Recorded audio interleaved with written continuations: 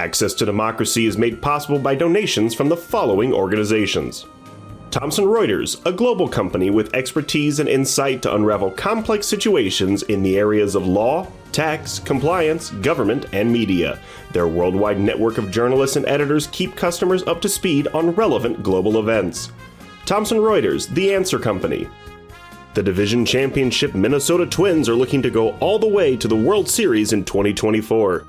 Bolstered by inspirational shortstop Carlos Correa, a healthy Brian Buxton, and rookie phenom Royce Lewis, plus a pitching staff led by Pablo Lopez and an outstanding bullpen featuring Johan Duran, the Twins are the best bargain in the major leagues, and Target Field is the best venue in baseball. Sheridan Dulas & Kins, PA, a family and criminal defense law firm, has been serving clients in Dakota County and throughout Minnesota for over 40 years. Ranked a Tier 1 Best Law Firm by U.S. News and World Report every year since 2009, Sheridan Dulas & Kins are here to help you in your most difficult life circumstances. Established in 2007, 45th Parallel Spirits was among the first 50 micro-distilleries in the United States. Based in New Richmond, Wisconsin, all aspects of production occur at our facility. If you're interested in visiting and learning more about the 45th Parallel Distillery, please check our website and plan a visit to tour our facility and taste our spirits. Truestone Financial, with locations in Minnesota and Wisconsin, has proudly served its members since 1939.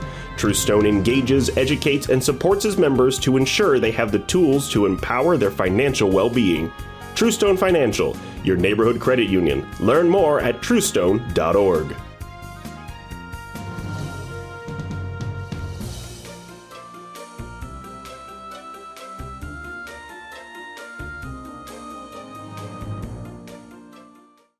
This is Access to Democracy. Welcome to the program, and thank you for joining us. I'm Bill Raker, your host for this edition. Today we're going to talk about taking care of our Mississippi River, that great river that so proudly flows through our great state of Minnesota. And here to talk with us about taking care of the Mississippi is Alex Roth, who's the director of Conservation Director, I want to emphasize, for Friends of the Mississippi River. Alex, welcome to Access to Democracy. Thanks so much, Bill. I'm excited to talk with you today. Well, I'm looking forward to what you're going to share with us. For our viewers, I first met Alex a few months ago when he made a presentation to the Flint Hills Resources Community Advisory Council. And I thought what he talked about was so interesting and so informative that it was worth sharing with our viewers on Access to Democracy, and so I invited Alex to join us. But before I got Alex on the program, I had another spokesperson for Friends of the Mississippi River, Maddie Miller, whose area is advocacy, outreach, and engagement, and she talked to us about those aspects of the organization.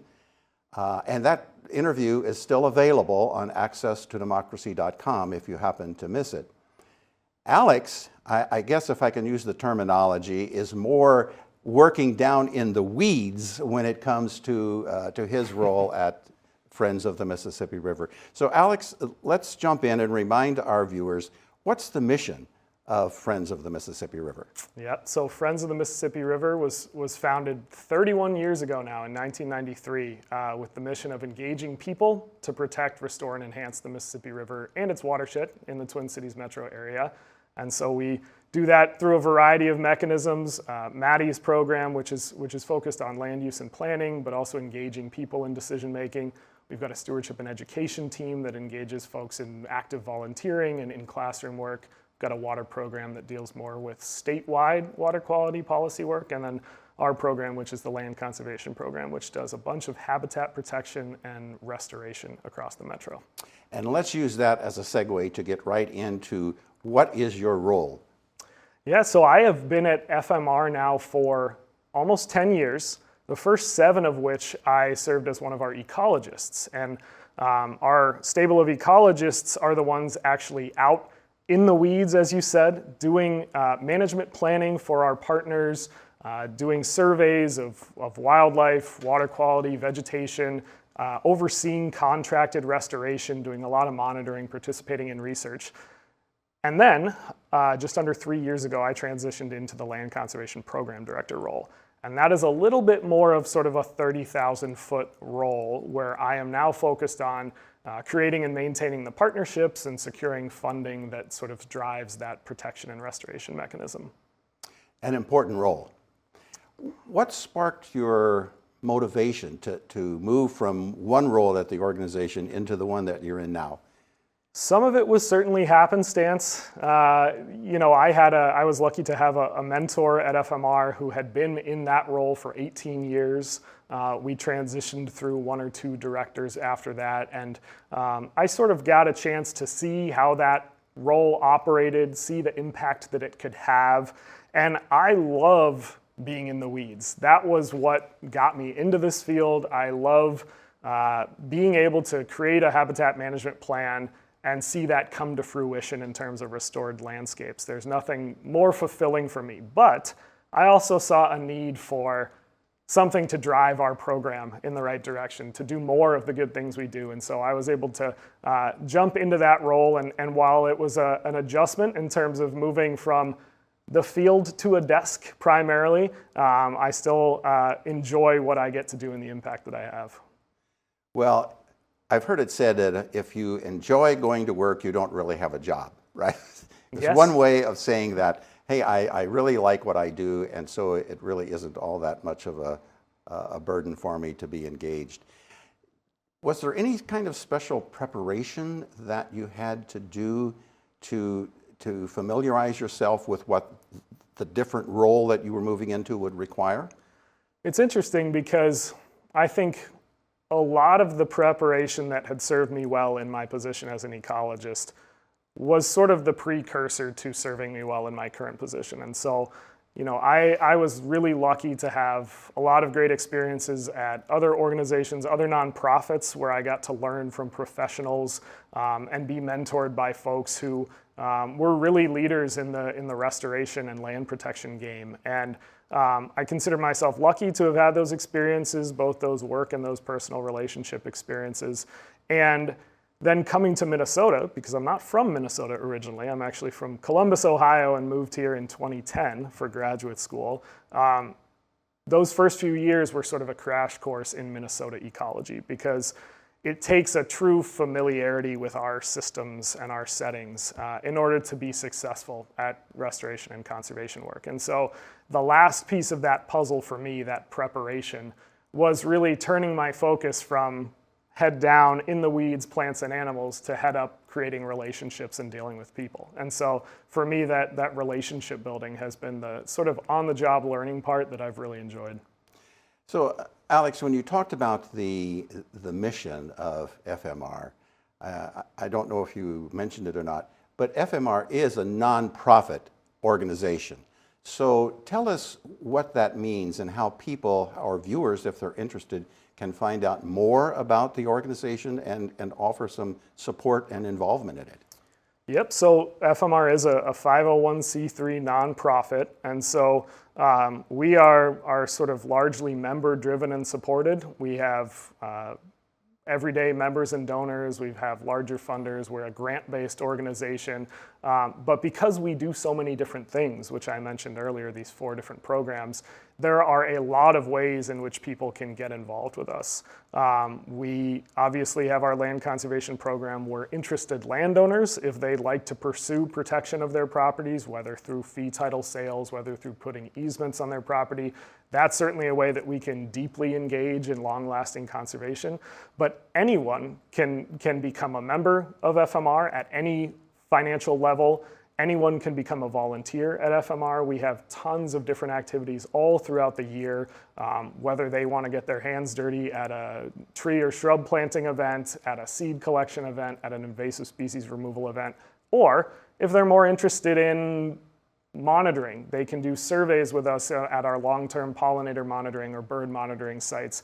We also have storm drain stenciling programs, which are great for school groups and corporate groups. So there's plenty of different ways to get involved. And as a nonprofit, we're really lucky that not only do we believe in our own mission, but a lot of people believe in it too.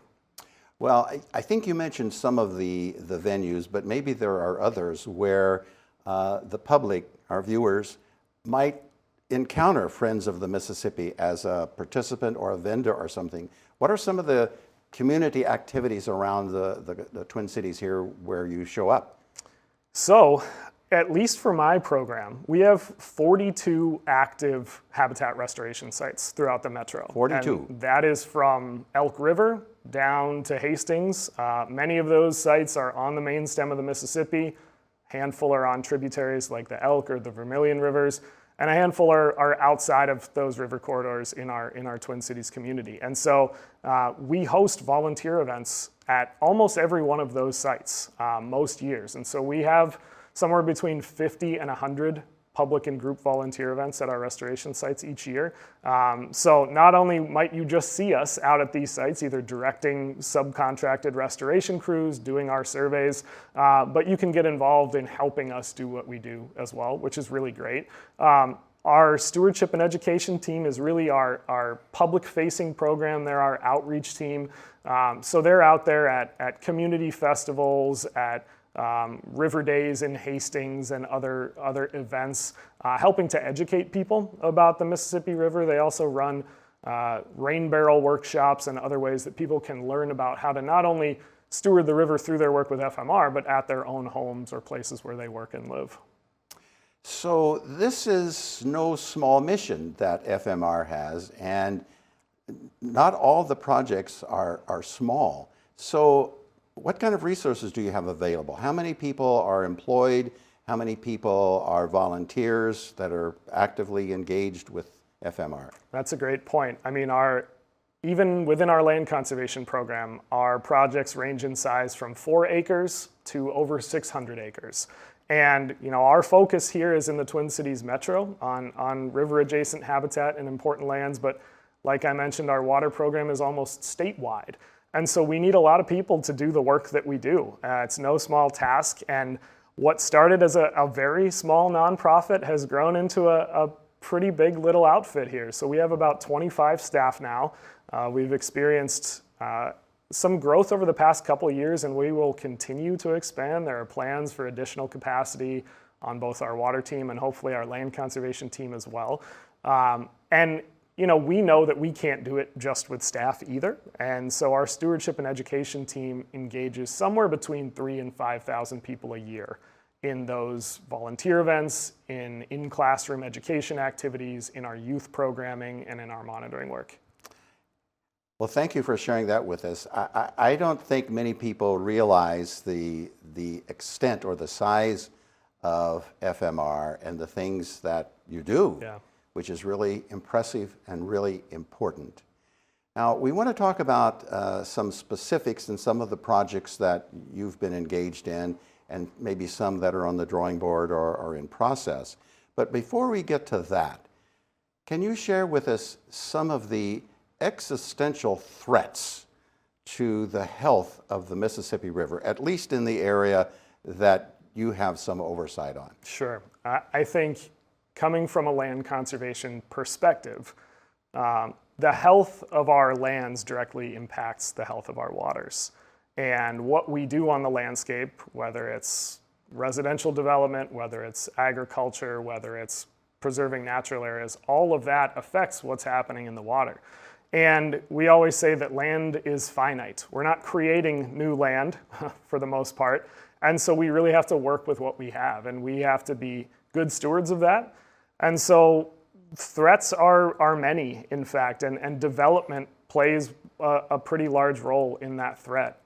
The more of our river-adjacent habitat we're developing, the more impervious surfaces we create, the less we're able to filter and retain water on the landscape, the more we create flooding and nutrient issues in the river. That is sort of the biggest one maybe, but there's 2 others that really affect our day-to-day work, and those are invasive plant species and climate change. We're working in a very urban-dominated landscape where all of our sites are surrounded by other land uses. And so if there are populations of invasive species like buckthorn on a neighboring property, our restorations are affected. At the same time, changing weather patterns and warmer winters affect the work that we do as well and make it challenging. So every day, our ecologists are out there figuring out ways to adapt, and adaptive management is one of the principles by which we operate. And yet the attention that your organization is focusing on these threats is not meant to be a deterrent to the advancement of progress, I guess is a way to phrase it. So how do you balance those things out to the common benefit and the common good of all the stakeholders? That's a great point. I want to make sure that I don't come across as anti-development or anti-agriculture. And our other programs, especially like our land use and planning program, work really hard to make sure that when development happens, it's done in a way that can also preserve sort of the scenic characters of the river, is done in a way that is equitable for our communities in terms of creating access up and down the river. Our water program, for example, is working on efforts to perennialize agriculture that would create markets for new perennial and winter annual cropping seasons that would help reduce some of the sedimentation and pollution issues that we're having because of agriculture, while also creating markets to support agricultural economies. So it's working to find those solutions that are beneficial not only for people and our systems, but for nature as well. Well, thank you for explaining that. I think our viewers are going to feel better about what the real objective is here and how you work together in collaboration with all of the stakeholders to have a very positive outcome to the extent that you can. This seems like a good place to go into some of the specifics, and let's do this in three parts. First, I'll ask you to share with us one or two of the more significant projects that you or FMR, with you working on it, has completed in the last 3 to 5 years. In the second part, we'll talk about maybe a project or two that you have underway right now. And then maybe on the third part of it, we can talk about some of the things that you're planning and anticipating and looking forward to do. So, little history to start with it there, Alex. Yep. So, FMR has done so many amazing things. That's part of the reason I wanted to work there, is because they have a track record of success, especially in land conservation. And so right away, I knew that FMR was an organization that worked on protecting land through fee title sales, through conservation easements, but also not stopping there. That's only half the battle. Then planning for and carrying out restoration. And so I was really lucky in some of my first years at FMR to work on a project called the William H. Holton Conservation Area. This is a 335-acre conservation area in Elk River, Minnesota. And we started working on this project around 2014 when we were meeting with the Holton family, the owners of this property for over a century. And they were moving out of farming. They were looking to sell their property. They had offers from developers. We were able to work with them to find a conservation outcome. They wanted to leave a legacy. They had an interest in protecting what they had enjoyed for 100 years. And so rather than selling to a developer, we were able to work with other nonprofit groups, including Trust for Public Lands, which is one of our partners, to pool funding and purchase that property from the family at fair market value, and then deed it to the city of Elk River for $1.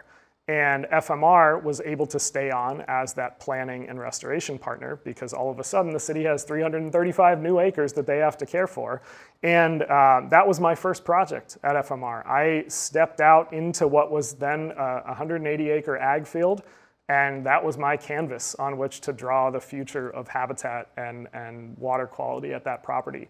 Now that site is dominated by a 50 species diverse native prairie on 180 acres. We've restored about 150 acres of both floodplain and upland forests at the property. We have rare species of birds that have returned, waterfowl. The property is open for the community to hunt throughout the year. We created a hunting plan with the DNR. It's become this shining example of what you can do when you have an interested landowner and the resources to do it. That is a great story and a great example. Yeah. So thank you for sharing that one. So what else have you been up to? It's interesting. I mentioned these 42 active restoration projects. Those, again, range in size from small to very large. And people are sometimes surprised to hear that not only do we work with cities and counties and private landowners that may not have the knowledge or the resources to manage these properties, but we work with both corporate entities and with state and federal entities as well. And so we do a lot of the habitat management and have done protection of sites that are DNR wildlife management areas, aquatic management areas, scientific and natural areas, and we also work with entities like 3M and Flint Hills Resources, who are major landowners along the river, especially in the South Metro. And so where there are opportunities to get positive habitat benefits, regardless of who's owning that, we're interested in working with them. And so some of our biggest projects are those corporate sites. 3M and Flint Hills own over 2,000 acres along the river, mostly in Cottage Grove there, but in Rosemont as well. So we're working on some really interesting restoration projects there that those entities are devoted to, and we're appreciative of that. And we're always looking for new opportunities to make strides in habitat. And so we've really expanded our partnership with the Department of Natural Resources over the last few years to help them do more habitat restoration on the lands that they have. Like a lot of our agencies, they're often strapped for resources. FMR can come in and provide additional funding, additional expertise, additional person power to get those done. And so we have some really, really cool aquatic management area restoration projects along the Vermilion River. We have some really cool wildlife management area projects, including one called Hampton Woods WMA in Hampton, Minnesota. So we're really excited to keep pushing that relationship too. Well, it sounds like you've got a lot to keep you busy. Yeah. All right. And so these relationships, the collaborations that you have with the larger organizations, you mentioned a couple, 3M and Flint Hills Resources, those I think are kind of ongoing relationships that you have, and it's not just a one project and off kind of deal that you have with them. Is that right? Yeah, that's exactly right. So one of the things that I think makes FMR pretty unique is we are really committed to being a place-based organization. And this is in no way meant to downplay the great work of other organizations, but a lot of folks will come in and do a restoration project over 2 or 3 years, get it to a state where it's looking good, and then head on to the next one. We are really committed, whenever we start a new project, to staying at that site in perpetuity or as long as that landowner wants us to. So FMR doesn't own any land. We're working with cities and counties and corporate entities and state agencies to help them accomplish our shared goals. And we have sites where we've been able to do a restoration and turn it back over because that entity might have the resources or the knowledge to manage it. Other sites we've been at for over 20 years. So we are committed to staying in these relationships for the long run, for the benefits of habitat, water quality, and public access. Well, this sounds like the right place to remind our viewers that we have contact information for Friends of the Mississippi River that'll be on our screen.